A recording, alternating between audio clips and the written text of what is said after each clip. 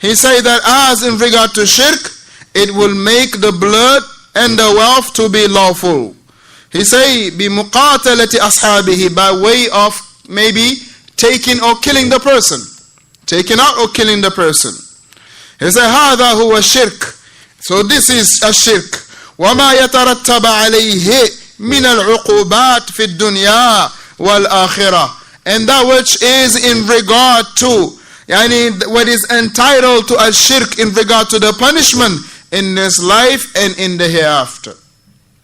What has been established in regard to the uqubat, right? Meaning the punishment in regard to shirk in this life and in the hereafter.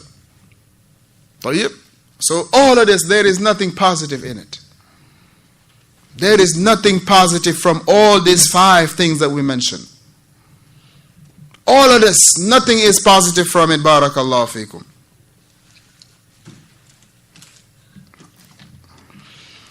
So the Shaykh hafidhahullah tabaraka wa ta'ala, he mentioned, he say وَهُوَ أَنْوَاعٌ كَثِيرَةٌ أَعْظَمُهَا دُعَاءُ غَيْرِ اللَّهِ. He said that there are many types of shirk. Many types of shirk. أَعْظَمُهَا. And the worst of them is calling other than Allah subhanahu wa ta'ala. The worst of them is calling other than Allah subhanahu wa ta'ala.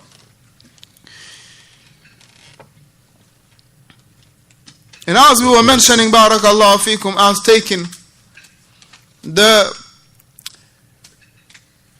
Atharul Anbiya Masjidan, as in Masailul Jahiliyyah, taking the reminiscence or the landmarks of the prophets and the righteous one as a place of worship.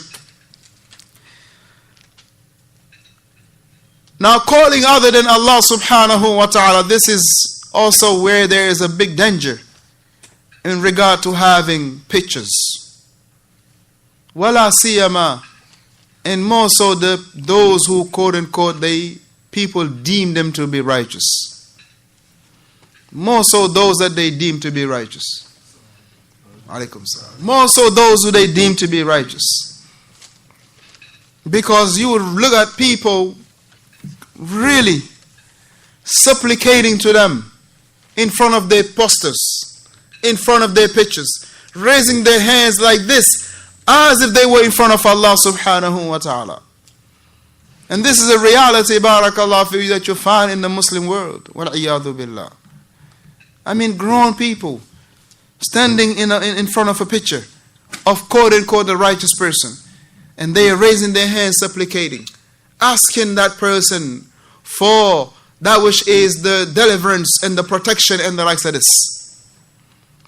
So that's why Shaykh Fawzaan hafidhahullah, he mentioned وَهُوَ أَنْوَاعٌ كَثِيرَةٌ, and there are many types of shirk, and the worst of them is calling other than Allah subhanahu wa ta'ala.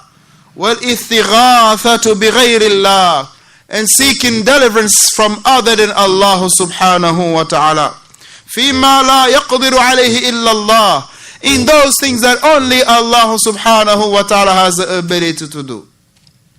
No one is to be sought istighatha, isti'adha, or isti'ana in that which la yaqdiru illa Allah, that none has the ability but Allah subhanahu wa ta'ala. No one has that right to do that. We should not be seeking deliverance from no one but from Allah, and not from Jibril alayhi salatu wasalam. La malakun muqarrab wala nabiyyun mursal, as the Shaykh brought in Usul al-Thalatha, that it is not to be called a prophet that is sent or a close angel. Wala malakun muqarrab, not even a close angel. So Jibril is not to be sought from him any istighatha, any deliverance, nor any type of protection, nor any type of assistance. Fima la yaqdiru illa Allah, in those that only Allah has the ability to bring about. So he mentioned وَالذَّبْحِ لِغَيْرِ اللَّهِ, and likewise from the many aspects of shirk is slaughtering for other than Allah. in this issue of slaughtering for other than Allah. Akhi, there is not a day except people are slaughtering for other than Allah. Why? Because there is not a day except people are going to the soothsayers. And the first thing that the soothsayer will tell you is to slaughter some animals. That's the first thing they will tell you. Slaughter a fat sheep, goat, chicken, you name it. Slaughter. Slaughtering for other than Allah subhanahu wa ta'ala. That's why a person has to be very careful, man. Some individual, this is their custom. They gotta slaughter some people they do it every year. Because they gotta sacrifice for the jinn. So they will be free from the harms of the jinn, and they will be seeking protection from the jinn. So they have to slaughter to be free from the harms of the jinn, and they got to slaughter to seek the protection of the jinn. Meaning they are asking the jinn to protect them. So for that, the only result is that you have to slaughter for the jinn. That's why you'll find them, they will have their fetish, or they will have their idols. That's the word, their idols. Actually, fetish is French. They will have their idols. And this is where they will be slaughtering these animals. Pouring the blood right there and then. Seeking the help and the assistance and the deliverance and the protection from the jinn. Wal-iyadhu billah. Was-sujudu li ghayri Allah, and prostrating for other than Allah. Wan-nadharu li ghayri Allah, and taking a vow for other than Allah. وَالرُّكُوعُ لِغَيْرِ اللَّهِ وَعَلَيْكُمْ السَّلَامِ, and bowing to other than Allah ila akhiri, and to that which follow, meaning to many other things that the people they do as committing shirk wal iyadhu billah. The Shaykh hafidhahullah, he went to say, وَمَنْ صَرَّفَ شَيْئًا مِنْ أَنْوَاءِ الْعِبَادَةِ, and whoever direct any type of worship to other than Allah, فَقَدْ أَشْرَكَ الشِّرْكَ الْأَكْبَرِ, he has indeed committed the major shirk. He has indeed committed the major shirk. Because the major shirk, what does it do, Sulaiman? What does the major shirk do to a person? Name me 3 things that the major shirk will do a person. Major shirk. The big shirk. Name me 3 things that it will do to the person. Number 1. Give me another one. 3 things that the major shirk will do to the person.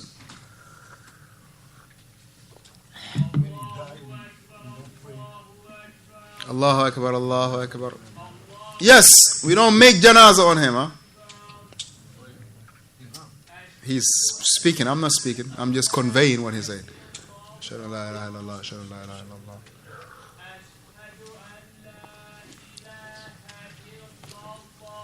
لا تشرب؟ هذا جميل جدا. عليكم السلام. أشهد أن محمدا رسول الله.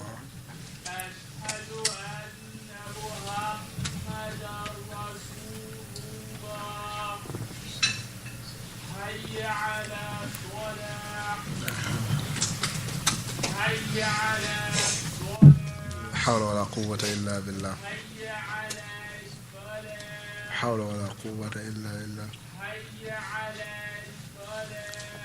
حول ولا قوة إلا بالله. الله أكبر. الله أكبر.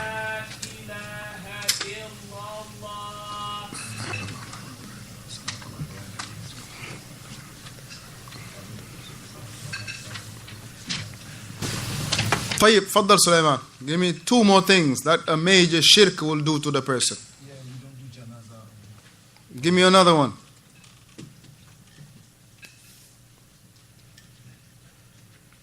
Meaning we don't ask forgiveness for him. He doesn't lead the prayer. Yeah, a person that do shirk doesn't lead the prayer. Very good. He does that. If he lead the prayer, you know, and this is why a lot of things, akhi, we got to be very careful. Praying in masajid that has grave.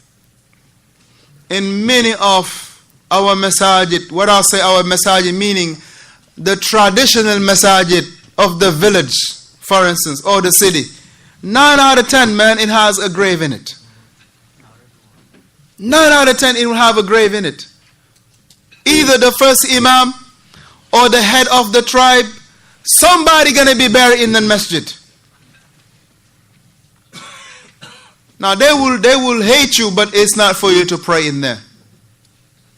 Because la ta'ata li makhluqin inda ma'asiyatil khaliq.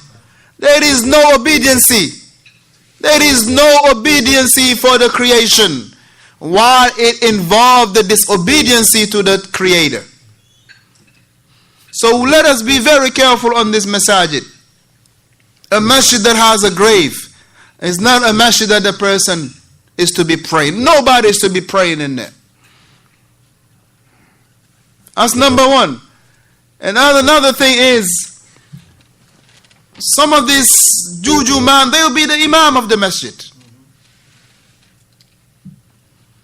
They're the same one that will tell you, listen, if Allah will or He doesn't will, this will happen. And later on He will pray you for Maghrib. He'll lead you in the Salatul Maghrib or Isha. Eish hada.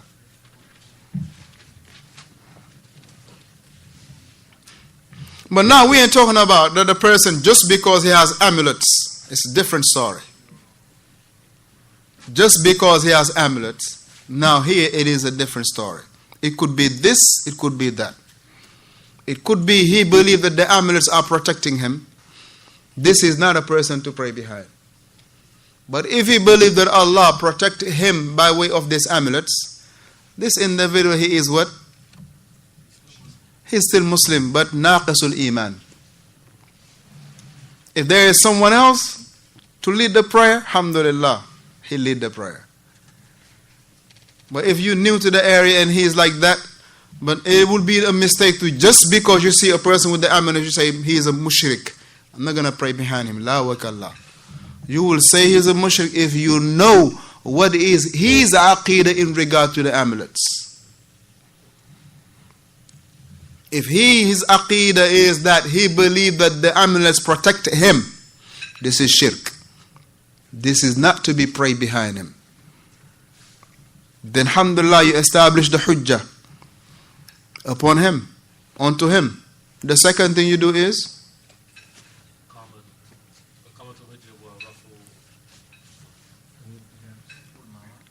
Ahsanta wa raf'ul mawani'. Muhammad always get 50%. But the last 50% though, the first he doesn't ever have it. Right? Raf'ul mawani'. After that you establish the hujjah, the second thing is that you make sure that anything that could be created confusion in his mind, you take that away from him. You clear up the matters, the doubtful matters in regard to him. But it is after he is still upon his position, it is not for you to declare him a kafir. But you yourself, you can take the stand of not praying behind him and not eating his meat. But you cannot say to no one else to take the same stand.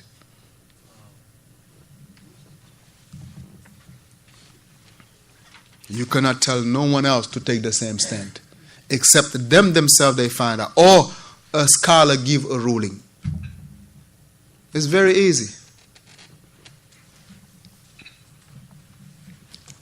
Yes, Adam. Does the same apply to when it's sacrifice? For the jinn? If he sacrifices for the jinn, yes. I mean, yeah, if you sacrifice for the jinn, the same thing. If this is for sure that he sacrificed for the jinn, or you hear him calling Ya Sirin Tuba, or Ya Ahmad Bamba, or Ya what? Give me a name. Ya Badawi, or Ya Abdul Qadir al-Jailani. You hear him calling this. Or you hear him calling his father, oh my father, aid me, I'm in need of your help. Or, and your father died a long time ago. So if he does that and hear that, now this